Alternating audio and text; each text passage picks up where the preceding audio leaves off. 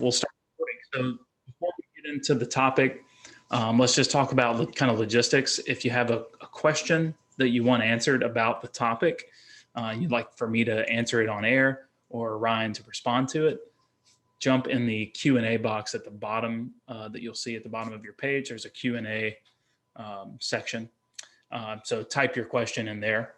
If you're just communicating with another participant or you're saying something that's maybe not necessarily on topic, you want to launch into something else, jump in the chat box and type whatever you want.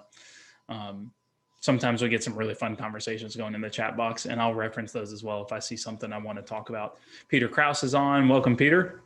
Peter, I was hoping to join your webinar midday today, but we just had too many things to do. But welcome. I'm excited to hear your thoughts on this as well, because this topic can go a bunch of different ways. So I tried to give it a little bit of structure in the description of the webinar, but I spent most of the day today compiling thoughts and going back through a bunch of Facebook group discussions, and just wanted to compile a bunch of information about what is coasting, when is it good to do, when is it bad to do, what does it mean? That's the big one. What do we mean when we say coasting? So that's a big one. So ask your questions in the Q&A box. Let us know what you drive, who you drive with, what kind of events you do, competition, time trials, wheel-to-wheel, autocross, hill climbs, whatever it is. Let us know that in the chat box. Thanks to everyone who's already gotten in here and shared some information and some discussion points. Also, this is recording, so you'll get an email tomorrow with the recording as an unlisted video on YouTube. I've also got some supporting video and data screenshots that I'll send out in that email as well, that I'll reference while we're talking. And then I've also got a Word document and some other stuff that I'll send out as kind of some supporting resources. So this should be a lot of fun. All right, so welcome. If you don't know me, I am Andrew Rains with Apex Pro, I guess the president of Apex Pro, over here responding to our messages and chatting with you guys in the chat box is Mr. Ryan Finch. Ryan is an adamant track enthusiast and autocrosser and time trialer and endurance racer. So Ryan will be here answering your questions as well, and you guys will see more and more of him. So thanks for joining in. If you enjoy what we're doing tonight, do us a favor and tell a friend about Apex Pro's content, because this is a topic that is not unrelated to the product, but is not really specifically related to Apex Pro. So we're trying to cover all edges of kind of the driving world, not just how do you use Apex Pro. We want to talk about a little bit of everything. We've done a wheel-to-wheel, racing and passing webinar. We've done some braking webinars that kind of go in and out. Eric Meyer is a chief instructor, NASA Great Lakes, BMW M4, Andrew Rains fan club. Appreciate it. That's weird. I don't have a fan club. All right. We've got, I think we've got about 25 folks registered, but I assume a handful of folks can't make it. So we'll go ahead and get started. So this topic was kind of derived from a Speed Secrets Weekly email that went out a few weeks ago. And if you guys aren't subscribed to Speed Secrets Weekly, 100% recommend Ross's weekly Tuesday morning email blast. And he's been doing this kind of myth busting series where he talks about, common myths in high performance driving and kind of busts them with his, short, quick and dirty response. And so obviously it came up with coasting, and what that means is not using either of the pedals, right? And how we commonly refer to that. And then Ryan dropped a link to Speed Secrets Weekly in there. But so Ross's myth was never coast. You should either be on the brakes or on the throttle. And he listed that as a myth because we all know to some extent, and we may not, some of us know that that's not necessarily true, right? You have to use the pedals and the steering wheel as tools. And sometimes leveraging all that the tires can give you, all that the car can give you, means you're not using either of the pedals. There are no rules in driving, right? It's just the laws of physics that dictate the contact patch and its adhesion to the surface. That's fundamentally what we're operating around. There are no rules, right? There's no things that are always true. For every rule, there's an exception. And so Ross's response was pretty concise, and generally I pretty much agree with it. It's true.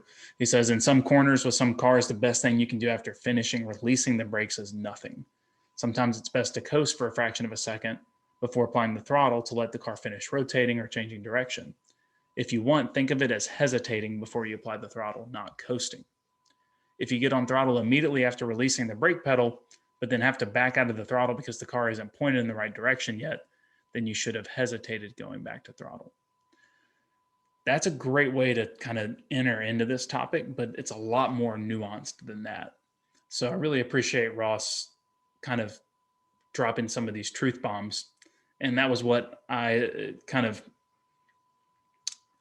Speed Secrets Weekly, yeah, been around since May 2013. So that was, I copy and pasted that into an Apex Pro users group post. And I just said, I can't tell you how often I hear people talk about this at the track, or there's this kind of fundamental way that we operate about how we drive where I've got to be using a pedal.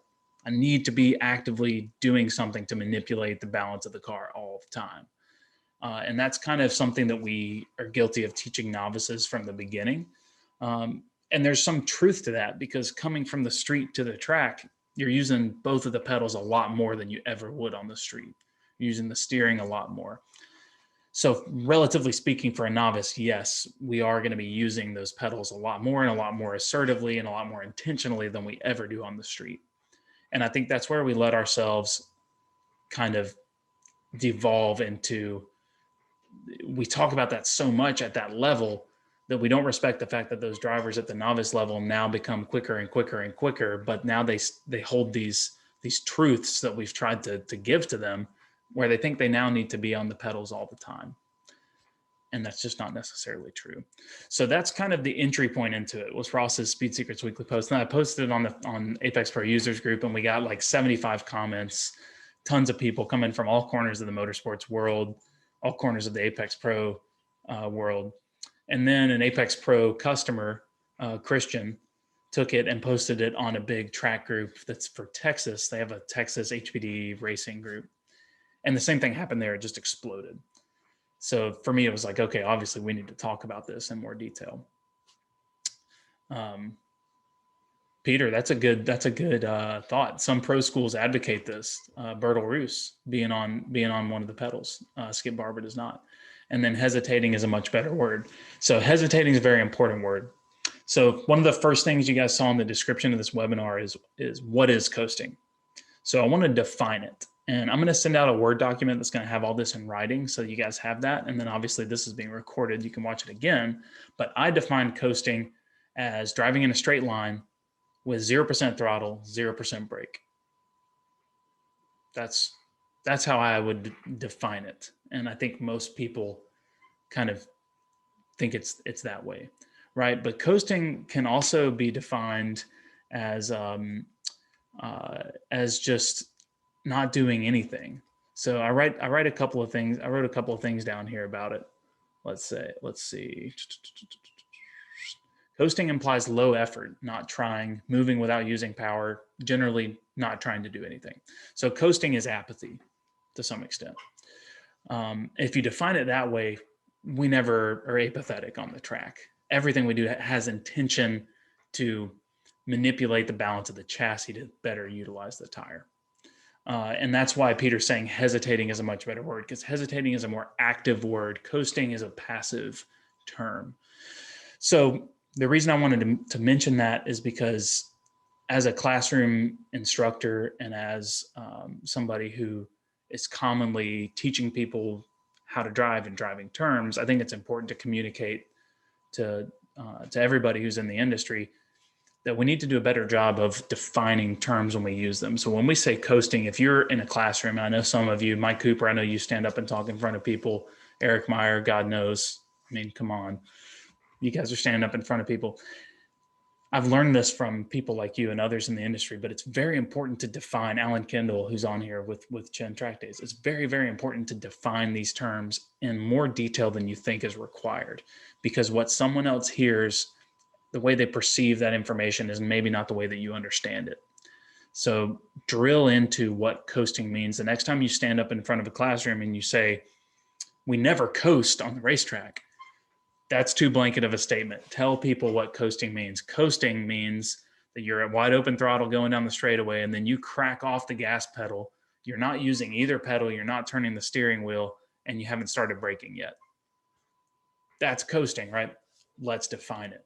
So it's very important to define things very specifically in motorsports, but really in any industry. So the way to think about it is if, you know, your day job, if you're a project manager, or, you know, you're in sales or IT or something like that, think about communicating the things that are important about accomplishing something that you have to deliver to a client or internally. Think about communicating to that with somebody in your organization, your company that you work with, that doesn't understand the technical aspects of your job.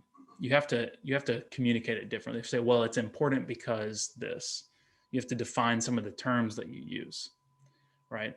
You have to, you can't use the technical jargon. Coasting for motorsports is actually a technical word. It means something specific to most of us. So we have to define it. There's a couple of other terms that I think are really important. So we're going to talk about that. Obviously, bad coasting is 0% throttle input, you know, before you go to the brake pedal. And many of you have been on our webinars. You've seen the speed trace examples, the long G trace examples of what that looks like. I'm going to show some of that again from screenshots using the Apex Pro iPad app. I'm going to show bad example of coasting and what it looks like in your data. I'm also going to show some good example coasting. And we're going to talk about how to know if you're actually hesitating mid-corner when you don't have throttle and brake position. And we're also going to talk about when you don't need to hesitate mid-corner. Because something that, and I've got some quotes here that I saw that I pulled from Facebook, and Peter's one of them that was really powerful.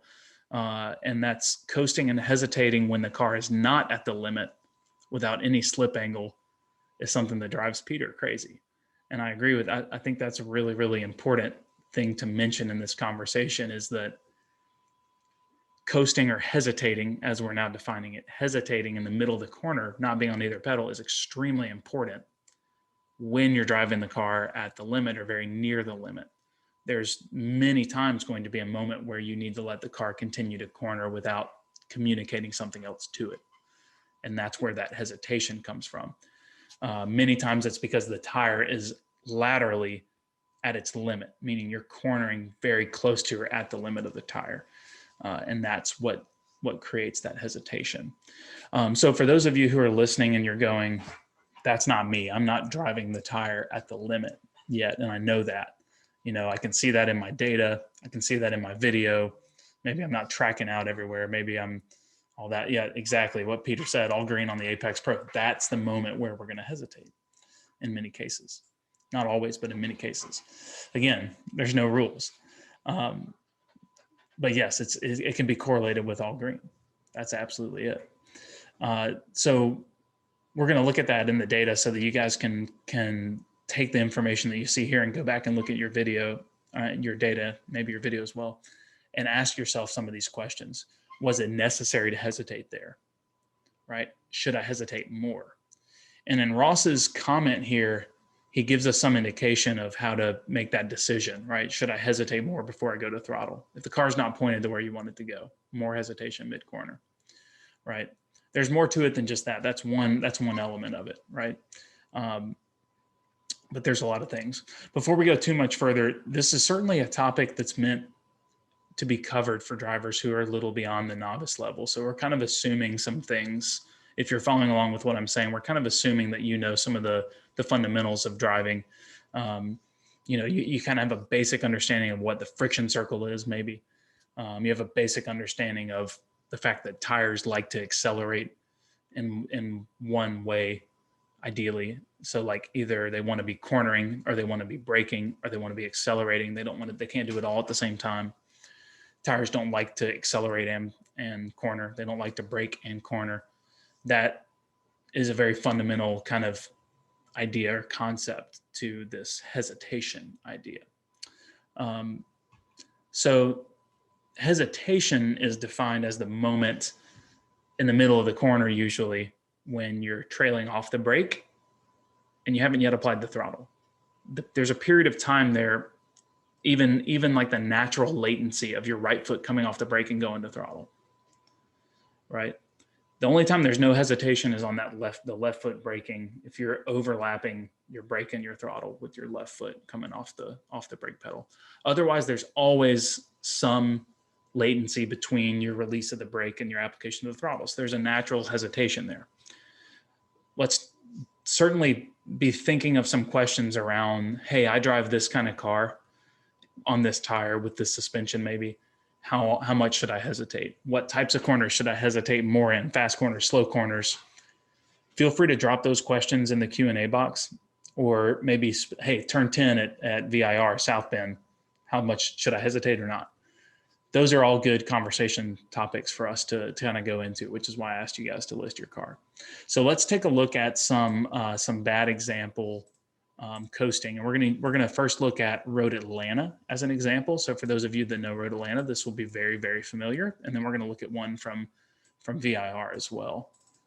We'll start at Road Atlanta. I think we have a couple people on here that might know these tracks reasonably well. Would be a good assumption. Do you agree with that, Ryan? Yeah, probably so. All right, so what we see now is a picture of Road Atlanta.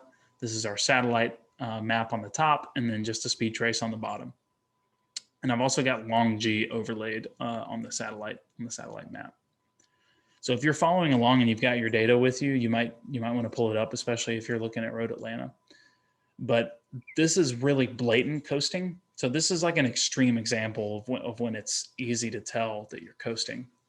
And again, coasting is defined as zero throttle input, no steering input before braking. So we can see these blue arrows are both pointing to a location on the track and a location that correlating location on the speed trace. So here on the first one, you're always going to see a rounded top on the speed trace, and that's going to indicate a coast or a relax of the throttle, right? So right here and right here. To generate that gentle change in speed, that usually means you're coming off the throttle, but you're not braking. So the car starts slowing slowly. It's not slowing quickly. That kind of begs the question, and I'm hoping someone would ask this, but like, is it ever appropriate to actually do that? So I'm looking at Ryan because I'm like, I think we talked about this earlier. Is it ever appropriate to actually release the throttle intentionally and coast before braking? So I'm going to throw that to you guys. I don't want to answer it on the air. I want to see what you guys think. So hop in the chat box. Is it ever okay? Is it ever fine? And remember, we talked about there are no rules. Is it ever okay to lift off the throttle before you brake? And if so, what might be some situations that present that, whether it's the track or the particular event you're driving or whatever? I'm interested to see what you guys think. So jump in the chat box and let us know, and I'll get Ryan to check out the chat and monitor that. So the two places at Road Atlanta that we see coasting here are the entry to turn 5 right here, and then right before 10A in the braking zone. This is a fairly new driver to this track and a relatively quick car. And both of these places, the coasting was a result of lack of confidence. And you could tell that, if you got feedback from the driver, you could expect this. And that many times is what's going to cause coasting. So that's an easy thing to find in your data if you're not already looking for that. But what I would heavily recommend, and we did a whole webinar on this in the winter, so I won't go into it, but what I would heavily recommend is if you see that in your data, make your sole goal the next session to go commit in that corner from wide open throttle to braking, and get rid of that kind of latency element, get rid of that coasting in between the release of the throttle and the application of the brake. And you might also not yet be confident applying the brake hard enough. A lot of times you see that create that slope on the speed trace. Other ways to define this, you could look at Long G right there. If you have an Apex Pro Gen 2, you'll see mostly green lights now going down the straightaway if you're accelerating as hard as the car can. If you see a bunch of red lights when you go to apply the brake, then you probably have too big of a latency between the release of the gas and the application of the brake. The Gen 1 Apex Pro would default to more red lights when you're under minimal acceleration. So at high speed on the straightaway. So it's not as useful for determining whether you're coasting or not. So that's some coasting examples at Road Atlanta. And again, I'm going to put this in a document and send you guys these pictures as well, so you know what to kind of look for. Let's take a look at another example. And Ryan, if there's anything you want to cover on that, we can go back through the comments. What do you think? Saying there's a lot of answers, which is a great answer about coasting to allow a pass in an HPDE situation, which I'll definitely agree with. Yeah. The other, there seems to be a lot of comments about traffic up ahead. If that's a good time to be coasting. Yep.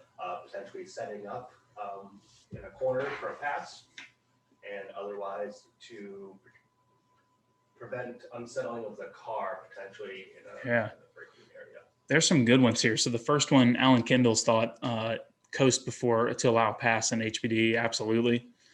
Absolutely. That's important. And Hudson said pointing someone by. Yeah. Got to do it.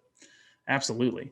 That's a very appropriate to set up for a pass. Mike Cooper, a run on traffic ahead. Michael Trask. So a lot kind of on that same. I would call that what you two guys just said, Michael, the two Michaels, Mike Cooper and Michael Trask. You both said something along the lines of managing a gap with cars in front. You can do this in an IMSA race, and you can do this in a Chin track days at one of Alan's events. Managing your gap is very important, and coasting is a part of that. And by managing the gap, I mean managing the rate at which you catch the car in front so that you catch them at a desirable time for a pass. So you're setting them up so that you pass when you want to pass. At an HPDE, this is done to prevent, maybe you're on a hot lap, you're on a personal best, and you want to get a good lap time. Maybe you're just trying to learn to manage traffic better. Maybe you're just trying to be safe and courteous. At the wheel-to-wheel level, it's much more so done for a competitive reason, but it's not different from HPDE in that you want to catch somebody in the most ideal place. I can go through a million examples of this. I was at Road Atlanta this past weekend with WRL, which is an endurance racing series, and we talked about this nonstop. It was an event all day long. So managing the gap to traffic. Peter Krause said, only if there is lateral load. I was going to say turn 2 preparation for turn 3 at Road Atlanta. That there is a lot that we could go into there. Absolutely. Yes, very much so. Particularly if you're on a fast car on a street tire or something, it's a car that needs time to, load laterally and doesn't want to accept all the throttle as you approach turn 3. So for those of you that aren't familiar with Road Atlanta, you track out of turn 1, it's a right-hander, very uphill. The car has a lot of grip. As you kind of bend back to the left, you're setting up for another right-hander. So you need to be extreme track left for the right-hander, but the track levels and you lose some grip. So the track kind of works against you. And in many cars, you have to feather out of the throttle slowly or release it entirely to stay extreme track left before turning right. Great example of an appropriate time to coast. The track just simply isn't giving you enough grip to do it there. So the question on that, and this is a little harder, but just something to think about. A lot of times when that's the case, us as drivers, we do too much. We coast too much, or we lift too much in order to make that happen. So the next time you're at Road Atlanta or a track like that, where you're having to give up some on the throttle, turn 15 at Barber, many people will notice you can't storm wide open throttle from 14 to the braking zone in 15 in most cars. You need to be coming out of the throttle because the track simply isn't giving you the grip. There's just not enough there. And if you transition off the throttle too quickly, you can overweight the nose and start to over-rotate. There's a lot of examples, but mainly the thing there is just to ask yourself when you find yourself cracking out of the throttle slowly to manage that weight, is the car going to spin, right? Am I at the limit of the tire? Can I get out of the gas more quickly? And that's something to look at in your data. Looking at those Apex Pro lights would be my first go-to there. As you're cracking out of the throttle, turn 14 to 15 at Barber. Are there red lights? The answer is yes. You can do it a little more, a little differently. I won't tell you the answer. I don't know what it is, but you can do it differently. Following very closely into a braking zone if you have the draft. Absolutely. Lots of coasting in NASCAR. Yeah. Get behind another car, you get the draft off the throttle. All right. Save some fuel or whatever. Let's see. Yeah, if you haven't in the chat, make sure that you have it set to panelists and attendees, which is a little drop down. It says 2 in the chat box. Make sure it's set to panelists and attendees. Peter says immediately after turn in for hog pin. Absolutely. Hog pin's your final corner at VIR. It's the right-hander that leads onto the straightaway. There's a lot of grip kind of at the apex where the track catches the car and gives you a lot to work with. But you're turning left on entry to the braking zone. You usually go over a little bit of a curb. The track doesn't give you a lot of grip there. It's kind of falling away a little bit. Sometimes, particularly in cars that aren't just absolutely hooked up, you've got to kind of crack out of that. Yeah, and Ryan just dropped a link to the VIR track map if you guys aren't familiar. So a couple of things before we move on from that. Peter and Ross have a couple of virtual track walks at Road Atlanta and VIR, and I'm pretty sure this is mentioned at least once in either of those. So if you guys want to check out speedsecrets.com, peterkraus.net, check those out because I've watched both of those multiple times, and it's extremely valuable for track specific stuff. So let's take a look at the VIR coasting example. There's still one answer that I haven't heard yet on whether or not when it's okay to coast. There's an example I was looking for that I haven't heard. I'm kind of surprised. So I'm interested to see that. So keep coming. When is it okay to coast, or when is it beneficial to coast? And think about maybe a competition environment, not only a track day. So what we've got now is a map of VIR. This driver is badly coasting into turn 1. And we can see this in a couple of different ways. We can see the shape of the speed trace, obviously on the left, just after passing start finish. For those of you that know VIR, it's fairly rare that you're decelerating at start finish.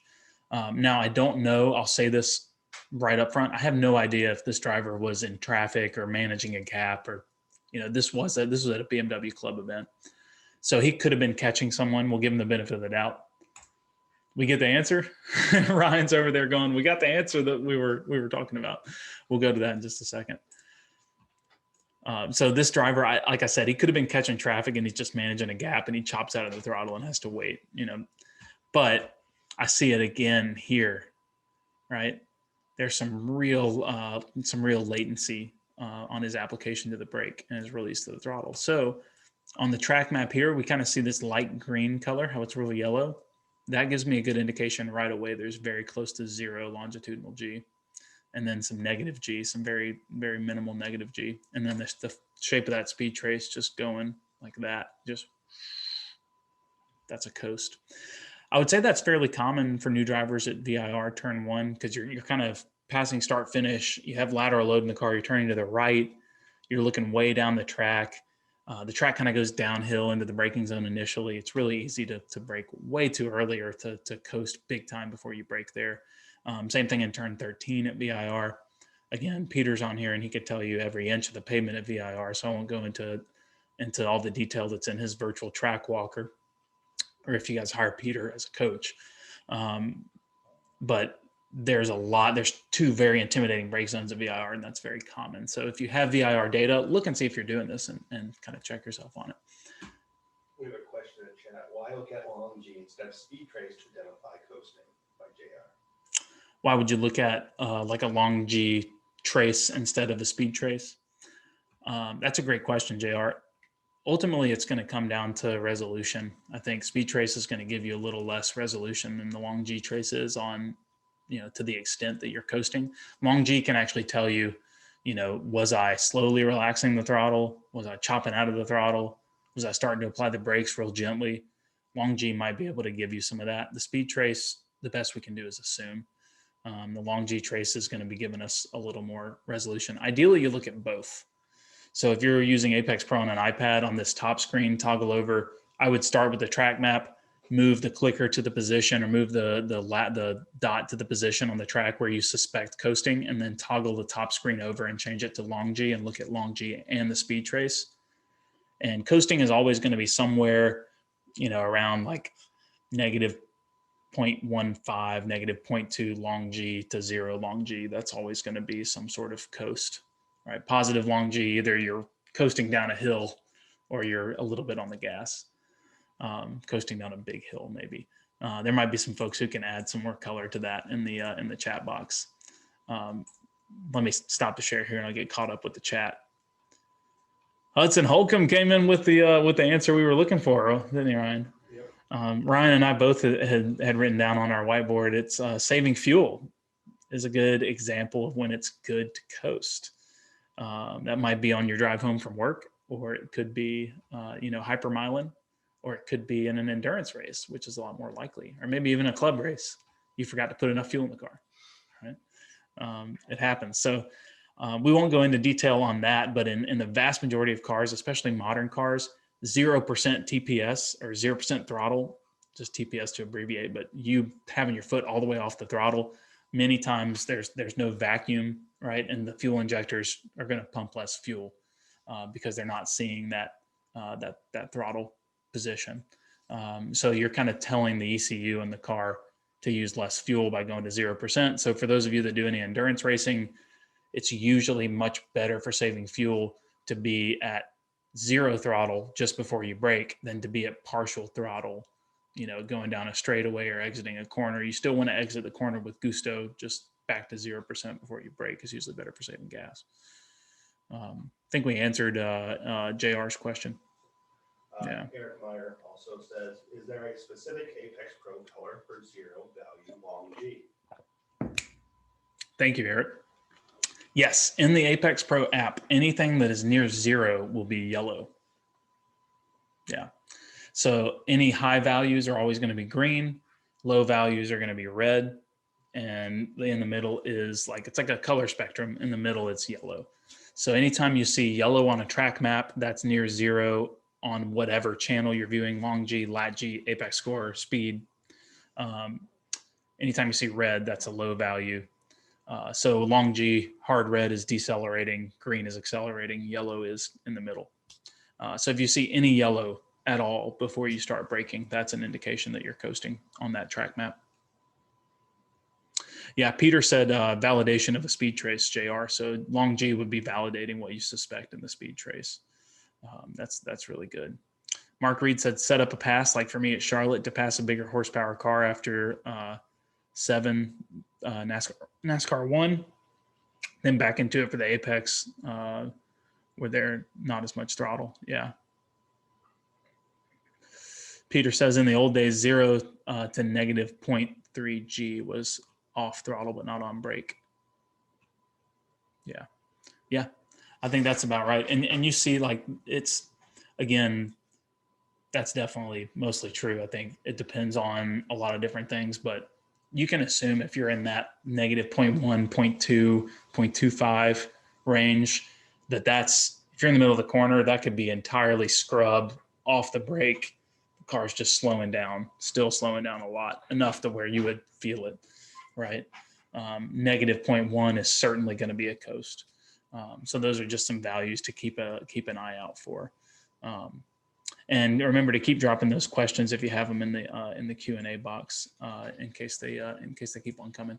So we got a couple more resources to look at here. So these are a couple of things that we've already covered: VIR and Road Atlanta and examples. I would encourage all of you to jump in your own data and take a look at that. Next, I've got some examples and data that show lateral G and longitudinal G. And now we're going to talk in a little more detail about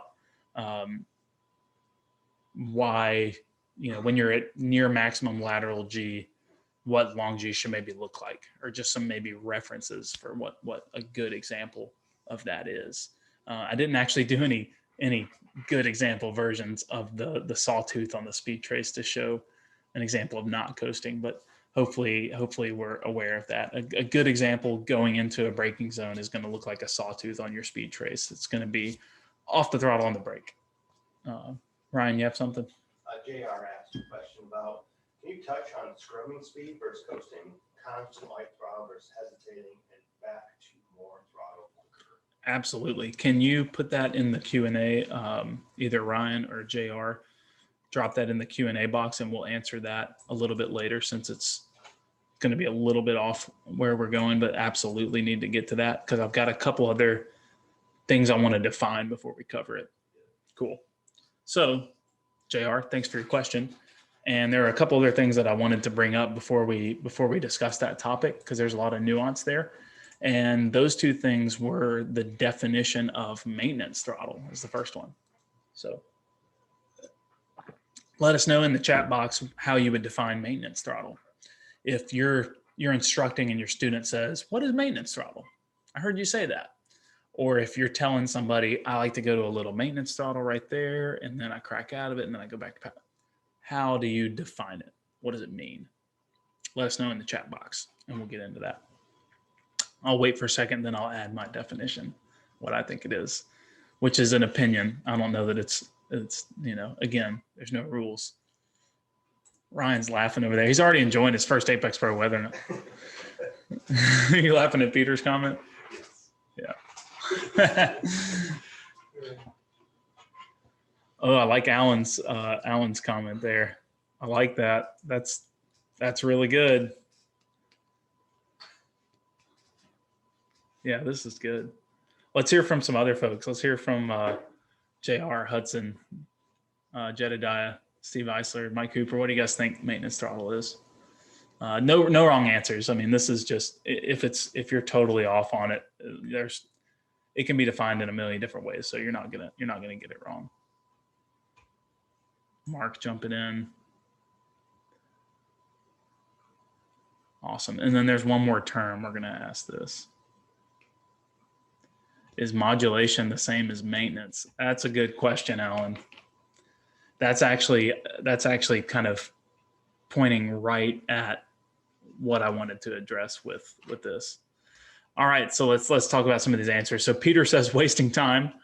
I love it. Alan Kendall says neither increasing or decreasing the throttle. Excellent. Mark Reed says it keeps the car set. Also very true. A little bit of throttle is going to, usually the car is the happiest or the most balanced with a little bit of throttle, a little bit of weight on the rear. JR says maintaining a relatively constant speed as corner scrubs off some with friction. Yeah, there's absolutely some truth to that. Alan asked a great question. Is modulation the same as maintenance? And I think this is what makes these webinars beautiful, is that's a question that I was trying to get to, but didn't say it that way. And I think we need to talk about that. So is modulation of the throttle the same as maintenance throttle? I would say fundamentally they're two different things. And before I read the rest of your definitions, I'll say my definition for maintenance throttle, which I wrote down before this. I basically keeping the throttle input constant or the same, or adding throttle without the intent of applying wide open throttle. Those are kind of the two ways I would describe it. So it's constant throttle input without the intent of squeezing the wide open throttle. That's very important, I think, because what Alan's getting at is modulation. And correct me if I'm totally wrong. This is what I'm interpreting from that question.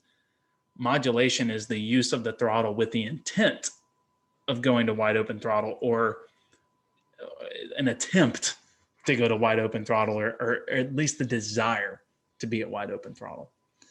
I think is the difference there. Scrubbing speed by coasting also means no rotation during those moments. Scrubbing speed with trail brake, and you can still control rotation. Interesting thought there. Yes, trail brake, obviously releasing the brake as we turn is going to keep weight on the front and increase rotation. I wouldn't say that there's no rotation when you coast if you're close to the limit of the tire. So again, there's a modifier there. And this was why I mentioned Peter's comment at the beginning. Hesitating in the middle of the corner without being near the limit of the tire usually doesn't help. But I would add the caveat to that question is that coming off the brake and hesitating is actually kind of the last part of the braking process. And many times when you're near the limit of the tire, many times that's the case. That's not always true, but many times it is. Mark says maintenance throttle to stay in the boost. Now we're talking. Got some 80s turbo cars with big lag. All right. Keeping the RPM within power band. Peter says left foot brake. I also agree with that. Yep.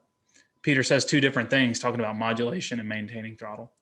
Hudson, for me, it's carousel, turn 2-3 at Barber, maintaining throttle through the corner. throttle steering to some extent. So the throttle is actually maybe causing the car to over rotate with a little bit of oversteer, or maybe just the way the diff works, it helps the car turn a little bit. Yes. And I would respond the way that Peter did. And I think that's important. So Hudson, and Hudson's speaking from a rare position here, because he's got data of me driving his car at Barber, which I'm not the greatest in the world, but I know some laps at Barber. There's definitely that's definitely a corner that's a long enough radius that it baits you into a little bit of maintenance throttle. But many times, if the hesitation off the brake in 2 is right, you come off the brake, you're at the limit of the tire, you wait, and you go to power. You can, and that's the wrong motion. You can modulate all the way to full before the apex, and that means there's no phase of maintenance throttle in the corner. So what I wanted to get to. And again, there's no absolutes in racing. There are no absolutes in motorsport and driving. But the reason why Alan's question is so powerful is because maintaining throttle, constant input without the intent of applying full throttle, and modulating throttle are 2 different things. So the term maintenance throttle, again, implies keeping the status quo the same, not doing something with the intent of doing it further or changing. That's usually not good. Almost always not good. There's always exceptions to every rule. I don't know the exception to that one off the top of my head, but let's just go ahead and say maintenance throttle is bad. Most of the time it's bad. As a blanket statement, you all could probably prove me wrong. Maintenance throttle is usually bad. Modulation, however, so Hudson, what usually happens in turn 2 and 3 at Barber is we just commit back to power too early, and then we have to modulate before we go to wide open throttle because we can't yet commit to it. And I think that's kind of what you're hinting at. So I think the reason this is very important to define is I think most of the time when people say maintenance throttle, they mean they're modulating the throttle to some extent. Peter says, can we define the limit as a state where the smallest change of the throttle or steering or brakes makes a difference? This is great. You guys are like walking us right into the whole goal of the webinar without me having to say anything. I love it. Yeah, absolutely. Absolutely. So let's unpack that statement a little bit. And then I have a video to watch. And then I have a couple of data examples to look at. And then any of your questions that you guys have, drop it in the Q&A box. So Peter's saying, can we define the limit as the state where the smallest measurable input makes a difference? So the change of your throttle input, the change of your brake input, the change of your steering input influences the car. That's what we're going to define the limit as. So we got all green lights on the Apex Pro. We're on the outside of the friction circle, right? Our speed trace is either going straight down or it's curving down at the bottom, or maybe it's jutting up right off the bottom of the speed trace. Like that's what it would look like in the data. If at any point in that speed trace, any point on that edge of the friction circle, if we manipulate the controls, even the slightest amount, and it makes a change, that's the limit. That is the time when that hesitation is needed off the brake on the throttle. There is a moment in almost every car. It's more pronounced in heavier cars or cars with street tires or cars with less aero, a little more pronounced. But there is a time when you're at the maximum lateral load the car can handle. And if you go to throttle, it's too soon. But you can't still be on the brake because the car is laterally has too much grip, right? Laterally, the tire is fully committed to lateral load. That is where. JR says, can you elaborate on why maintenance throttle is bad most of the time? So JR, that statement is very important on you and I being on the same page on what maintenance throttle means. So maintenance throttle means your foot's like resting on the throttle, basically to maintain the speed of the car, not to accelerate out of the corner. If we agree that that's what maintenance throttle is, it's almost always bad. Peter says traversing distance with no change. So it's a speed trace that's almost flat at the bottom, right? Yeah, so like a really, really long sweeping corner, you might be at partial throttle, but still, if you're only able to be at 10% throttle, and then you have to get back out of it and then go back to throttle. You should have just waited to go to throttle in the first place in many cases. So anytime you're trying to maintain speed, and I got a quote. Yeah, and Peter says usually down. So like in that case, what you're talking about, JR, maintaining speed, usually on the entry to the corner, you want to slow to the slowest point in the corner and a long sweeper slowly.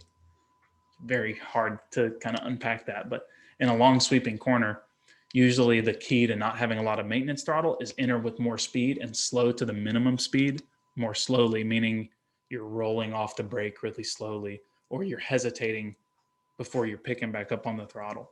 And so there's a comment on one of the Facebook threads from Seth Thomas, who's a former pro racer in Grand Am and the IMSA level, and a friend of mine and friend of a lot of people here. And he's a great guy. He's a very solid driver, extremely good driver.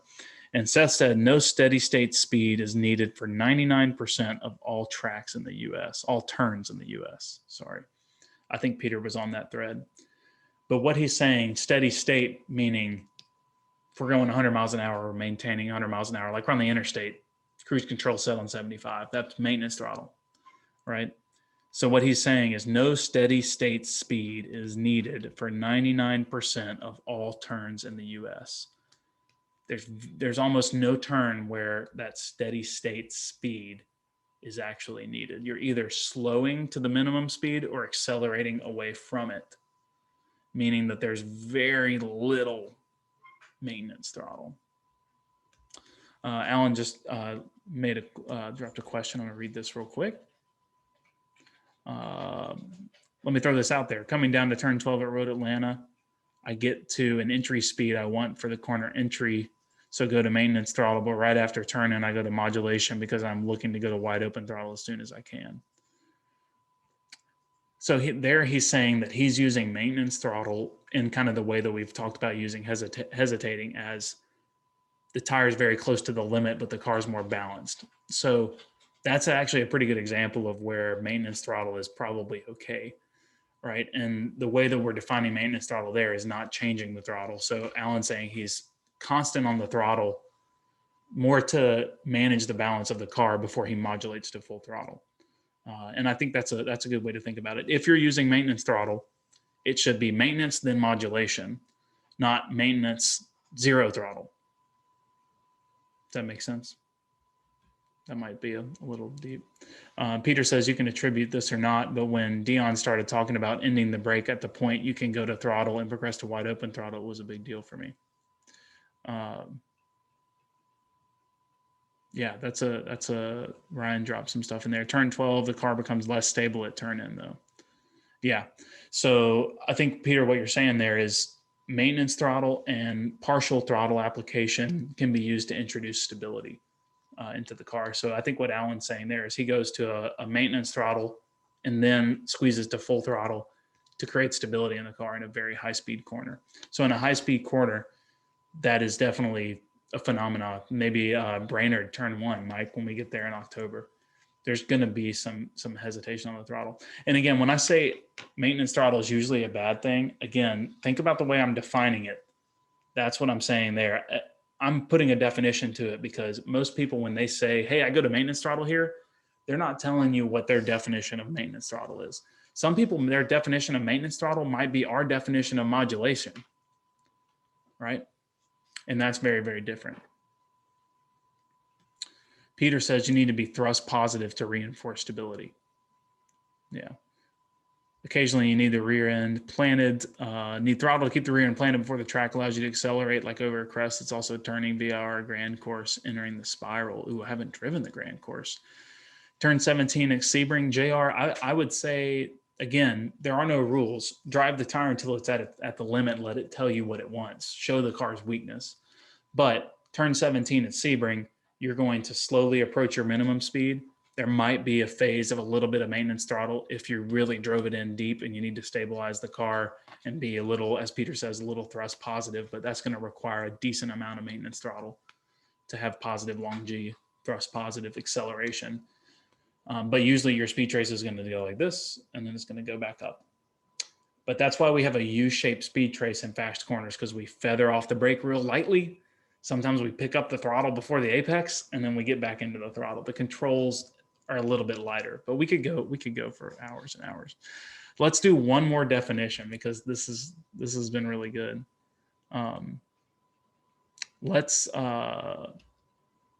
Ryan says, listen to your tires. They usually talk. Okay, so I've got one more definition for you guys to think about while I'm pulling up the next example. So the definition is engine braking. What is engine braking? Let us know in the chat. What is engine braking?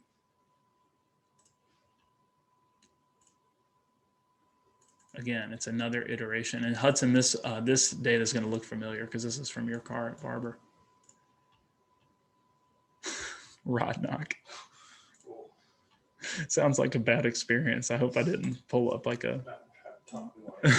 Yeah. That's funny. Okay, let us know your definitions of engine braking. But see, it means something differently to everybody. It's funny what the first thing that pops in your mind when someone says something. It's like a word association game.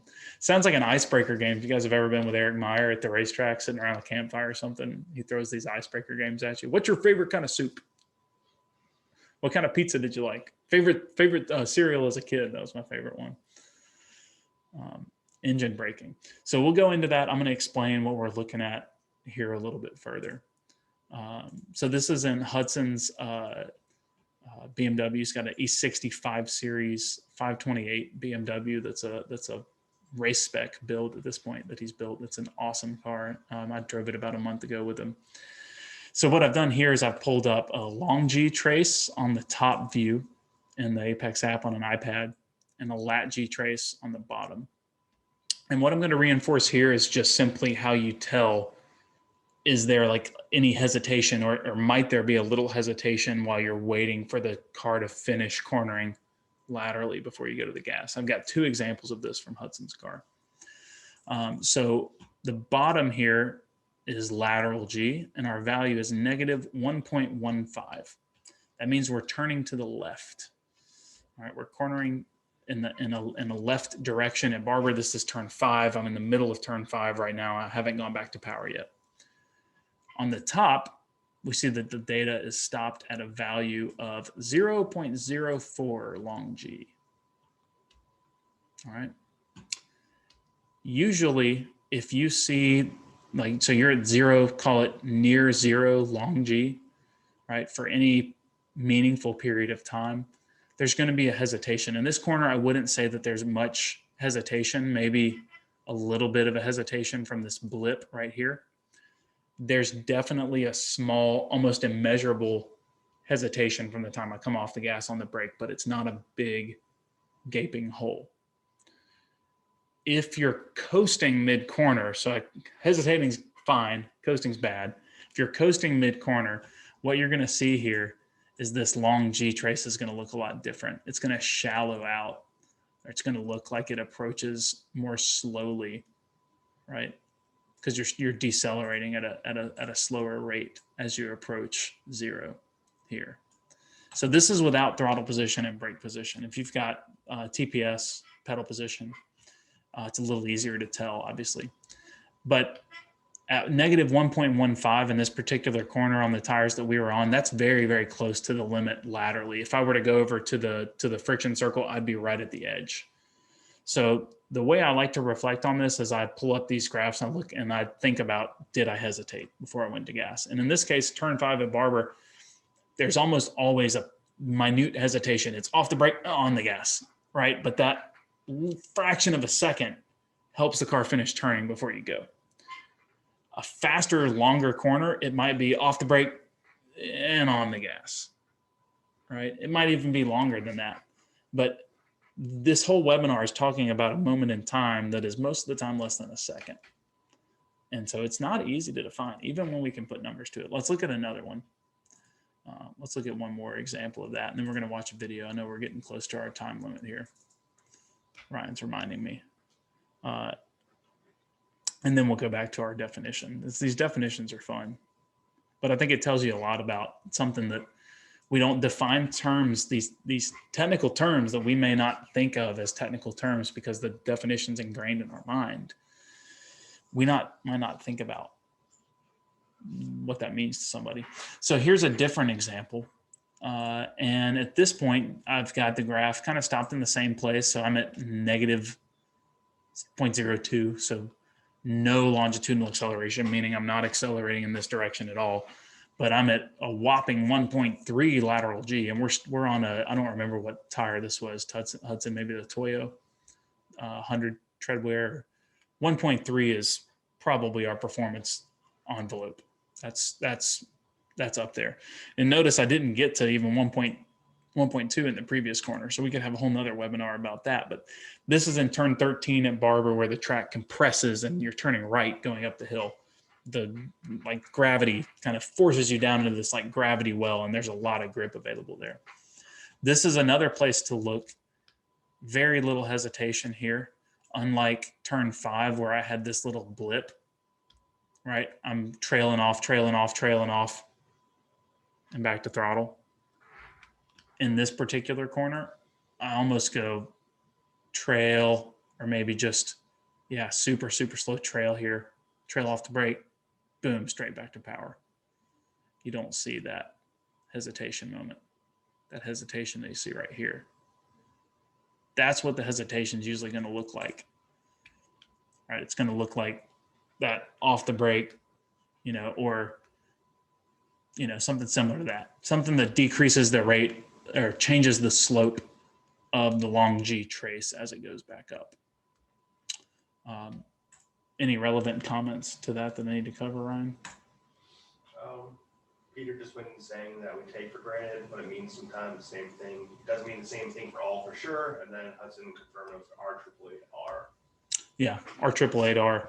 And yeah, what Peter said and reinforced is very important, is that sometimes we take for granted that we all have the same definition of these terms. But in many cases, like I remember my dad influenced me a lot before I ever got into high performance driving, because he would tell me as a kid, you know, we'd drive spiritedly through some corners on the track. And he's like, on the track, you just don't, you know, you're hardly ever not on one of the pedals. You know, I'm between the pedals quickly, you know, I'm always using one of the pedals. Well, yeah, relative to driving on the street, that's true. On the track though, that's not a fundamental. So kind of when I got on the track, I had in my head, like, I'm using those pedals, right? And that gave me the wrong mindset.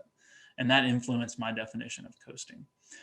So all that I'm saying here is look for something that changes the slope of the long G trace, or potentially the lat G trace as well, but pull them both up and just start asking yourself some questions and think about it in the right terms. Remember, lateral G is acceleration in this direction, long G, negative, positive, and that'll help you a lot. You can get pretty far without having the pedals instrumented. I've got one more video to watch, but let's first unpack the definition of engine braking a little bit. So JR said rod knock, which is pretty awesome. That's pretty hilarious. I also brought in, couldn't that theoretically be a downshift or upshift? Not in this case, but when it looks similar, I believe is the long G, how that has a slight difference. And I would agree, yes, it can look this. Yeah, it can look like that. So JR, is for Eric. let me wait, are you? Hi, Eric. He's here. JR, real quick, to properly answer your question, an upshift looks like this.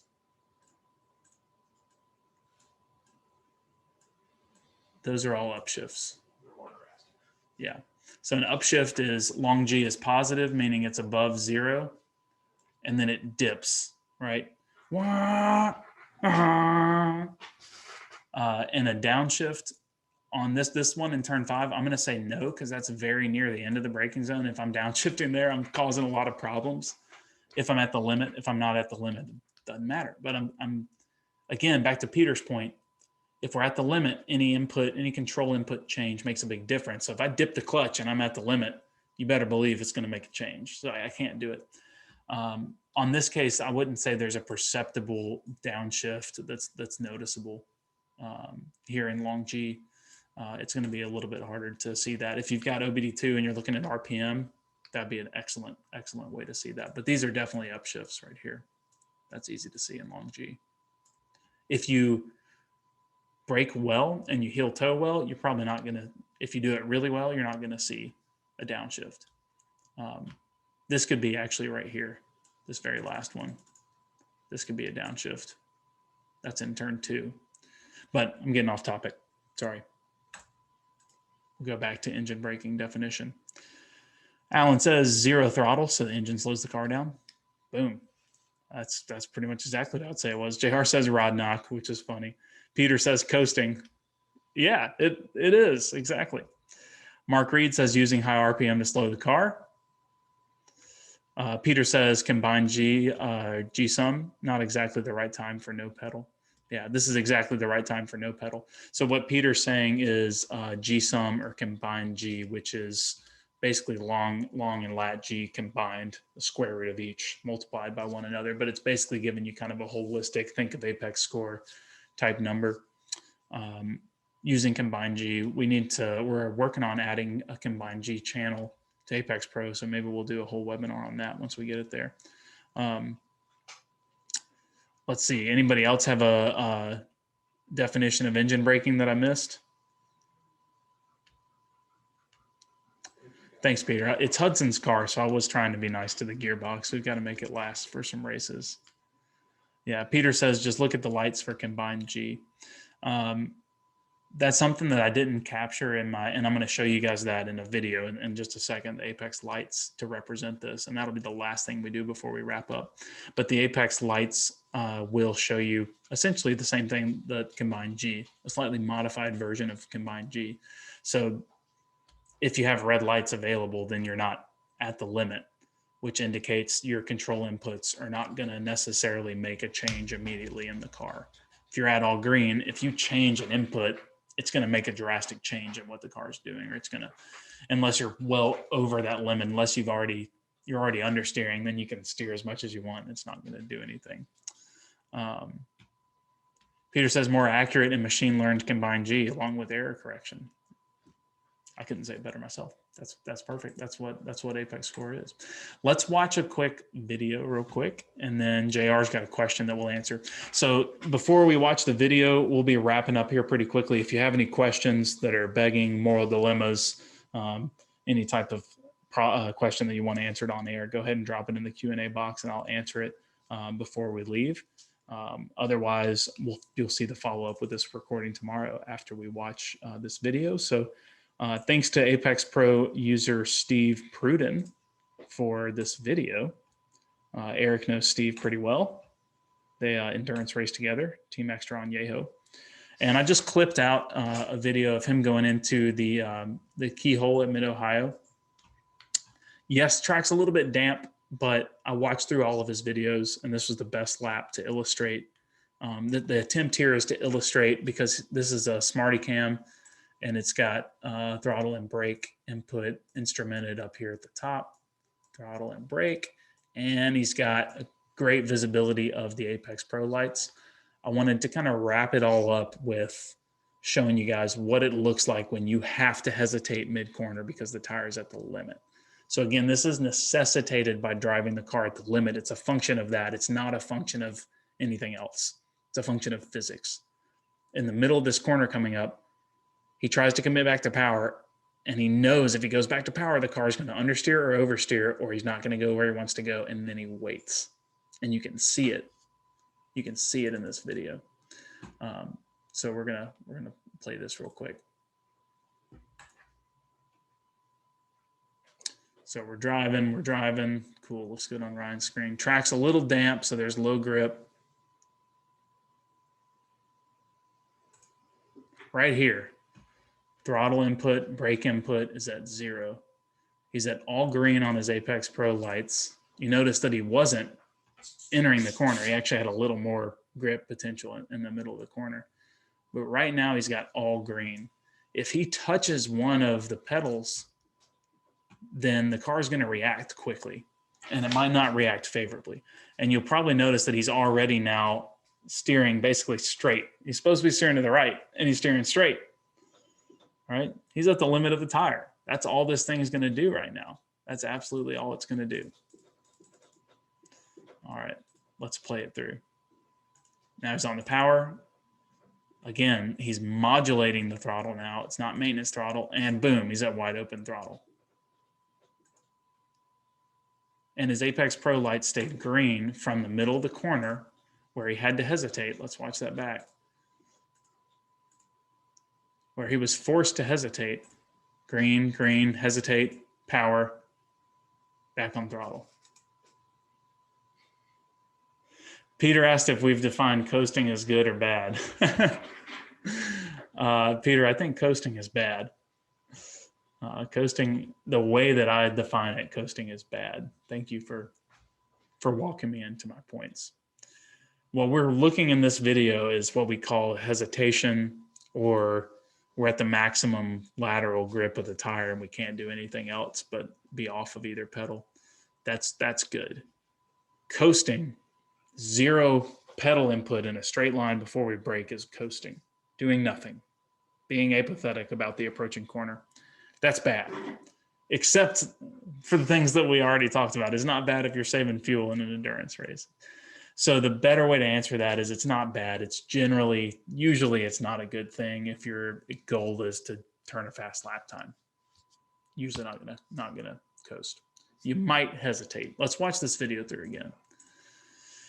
And you'll notice he tiptoes on the entry a little bit, track's damp. He's got a little more combined G, a little more apex score that he can achieve. So he first goes to the brake, boom, using everything she's got. As he starts to release the brake, there's a little more grip than he anticipated here. You can kind of tell in the body language of the driver. If he turns the wheel right now, he's got red lights, the car's going to go. If he turns the wheel, the car's going to go. Now we're going to get into the middle of the corner where he commits back to power. So right here, right there, he's going back to throttle, right? He's got a little bit of grip on the table with the apex lights and he commits back to power, but the car goes into a little bit of an oversteer right there. All right. So this is actually covering all these things. He actually overslows a little because we see that on the Apex Pro lights. He has to go back to a little bit of throttle right here because he overslowed. Now he has to hesitate, right? So you could almost make the case that had he attacked the entry more, and again, I don't think he did because it was damp. So we'll give Steve the benefit of that. There were some changing grip conditions, so he was hesitant, which is fine. It's mid-Ohio. It wants to kill you when it's wet. He could have carried more entry speed and not had to have that little blip of what we would call a maintenance throttle right in the middle of the corner. So remember, we're defining maintenance throttle as, in my definition, slightly different than the way Alan defined it, slightly different than the way you might define it. My definition of maintenance throttle is going back to throttle with no intent of applying wide open throttle. He does that right here. Is this replaying at the right speed, Ryan? Yeah. Right here. Throttle. He knows good and well he can't stick the car back to wide open throttle right there. He's doing that because he overslowed and he had to not lose ground. Ideally, the next lap, you come in and roll off the brake a little more gently. It looks like he's actually still got brake pressure applied. He might be left foot braking. Yeah, might be on the left foot brake a little bit. But the big emphasis point right here is that he goes to power, comes back out of it. He's steering using all the lateral load. He has to make a little correction when he's not on either pedal because he's at the limit, and then he goes back to power. Beautiful example of the hesitation. And Steve's a very good driver, so I trust his instincts. I trust that he carried as much entry speed as he was comfortable in this particular situation. Eric co-drives with him. He might be saying otherwise, but hopefully we're not beating a dead horse here. I'll send you guys this clip in the follow-up as well so that you can kind of analyze it for yourself, and you might be able to look back at some of your own videos and see stuff like that. Was there anything I mentioned in the comments? Alan says new concrete patch is the best grip in Mid-Ohio. Awesome. Also, the track dropping away is correct too at that point. Yeah, track does drop away right as he's turning in, right before the hill crest. There's the last comment, even in hesitation, he's not doing nothing. He's unwinding the wheel. Yep. Correct. Yeah. So JR, that's a really good comment. I know you have a question that we need to get to, but many times there's this extra input that we don't talk as much about, which is the steering wheel. Many times when you hesitate, something might happen with this. Either you can ask the car to turn a little more. Maybe you have to unwind a little bit. Maybe it's all you can do to just hold it. Oh yeah, hold it constant.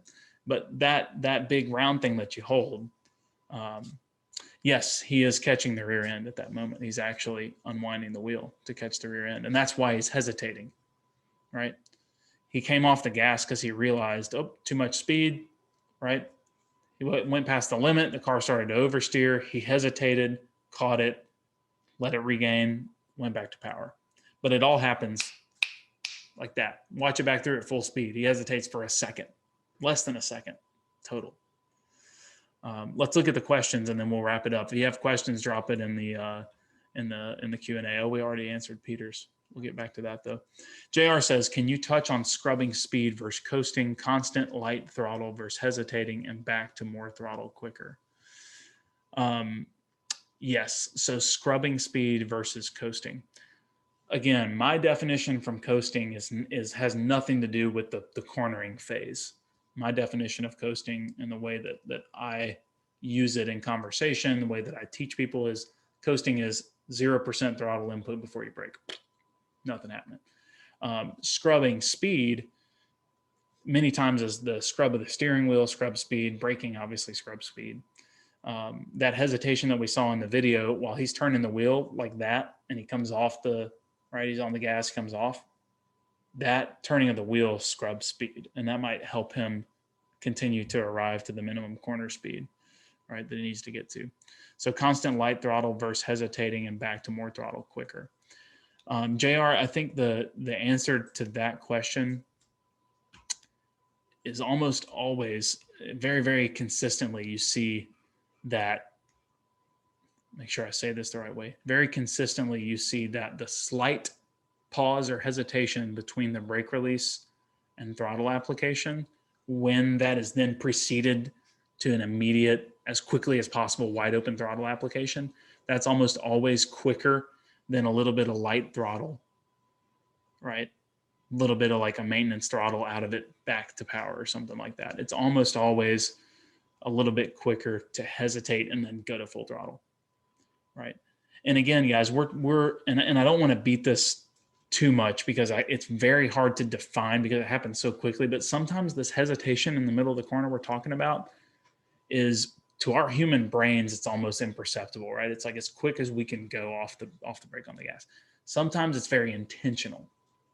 Sometimes it's like Steve had in the middle of the corner, car's about to slide. I can't do anything. I pause and then I go to power. That hesitation was a little longer than it needed to be because he was at the very limit of the tire. No harm, no foul. It's exactly what he should do. And again, I'll hit Peter's question again. Have we defined coasting as good or evil? Good or evil? Usually coasting is bad, is my answer to that. Usually. There are exceptions. Hesitating in the middle of the corner when the car is driven at the limit. This is very important. And again, I'll hit it again. Usually coasting is bad. Hesitating in the middle of the corner when the car is at the limit is usually good. Almost always good. There's a couple of other quotes that I'm going to run through before we wrap up. Ali, I don't know how to say his last name. He's on the users group. Ali, I see him on Facebook all the time. He says, no pedal is deceleration, part of braking. I agree with that. You can use that hesitation as part of the braking, part of the end of braking. Matt Romanowski says, as people get faster and faster, the pause becomes more and more important. And he's talking about the hesitation between release of the brake on the gas. And he says, as people get faster, it becomes more important, to the point where he works with clients on like a number of feet on the track that they're pausing, or an amount of time that they're pausing. I saw someone comment this on the group on the Texas track page, and they said, either brakes or gas thing is so wrong. Coasting is an essential part of traversing a corner quickly. Read up on how to read a traction circle or GG circle, and it will all make sense. Again, the last thing I'll say, because we're 15 minutes over here, the last thing I'll say is that the big important caveat in all of this is that we're defining the limit as the point at which you add any inputs and it makes a big difference on to the car. right? It makes things change drastically. We're at the limit, apex lights are all green, we're on the end of the friction circle. If that is the case, hesitating might be, and many times is, absolutely necessary. And I often see the drivers that drive the car close to the limit automatically understand the hesitation. Drivers that are struggling to drive the car or the tire at its limit don't necessarily understand what that proper hesitation is. So if you're still struggling to wrap your brain around that, challenge yourself a little more to think about, am I driving the car at the limit, right? If I make control inputs and I'm well under the limit of the car, right? If I'm touching the controls in a small way and the car's losing control, I'm at the limit. If I'm able to just add more steering and the car just does it, I might not be at the limit. But if my input makes a big difference, like, whoa, scary, I'm at the limit. And it's not easy to do that. That's the perfection. We're all trying to see the green lights all the way around the lap. And that's hard to do. Awesome. I think that's all I've got. Ryan, did I miss anything? Nope. Looks like you got everything. Yeah, I talk myself sometimes in a spiral. So thanks for contributing, everybody. I really appreciate you coming on board and purchasing the webinar with us and supporting what we do at Apex Pro. Stay tuned in for more announcements on Gen 2. We are picking up with production. We've been delayed by suppliers with trouble getting LEDs, trouble getting components from manufacturers that have been in the works for months because of COVID. So we're trying to be better internally to shorten all these timelines and doing what we can. But unfortunately, the electronics world is quite crazy. I wish I'd known a year ago we should have bought 10,000 or 100,000 GPS chips. That would have been a good decision. Awesome. Thanks, guys. Thanks for contributing, Alan. Thanks, Mark. Thanks, Peter. Thanks, Eric. Mike Cooper. Thanks all you guys who are our friends and contribute to all this stuff. Awesome. Yep, Ryan already said it. Recorded webinar will go out. Congrats to Ryan on losing your webinar virginity. Maybe he'll be leading one of these one day. We'll see. We'll see. Yeah. Ryan's a very, very quick autocrosser and time trialer, by the way. So when he and I started talking about this hesitation concept, he's like, well, yeah, sometimes you can't do anything on the pedals. Yeah, I'm happy we discussed this because I always say this and I don't agree with you have to be on the throttle or you have to be on brake. There has to be moments at the limit where you have to hesitate. Yeah. I couldn't put it better myself. There has to be moments at the limit where there's moments at the limit where you have to hesitate, like in a slalom or a hairpin in an autocross. Like that's what. Right. Definitely. Awesome. All right, guys. We'll send you the recording and the supporting resources tomorrow. I need to put together a nice looking document for you with all that information. Thanks for joining us. What's your shirt say? Game of Cones? Game of Cones. Yeah. Solo Nationals. I'll be there in G Street in my Civic SI. Yep. SCCA Solo Nationals. Good stuff. Bye, guys.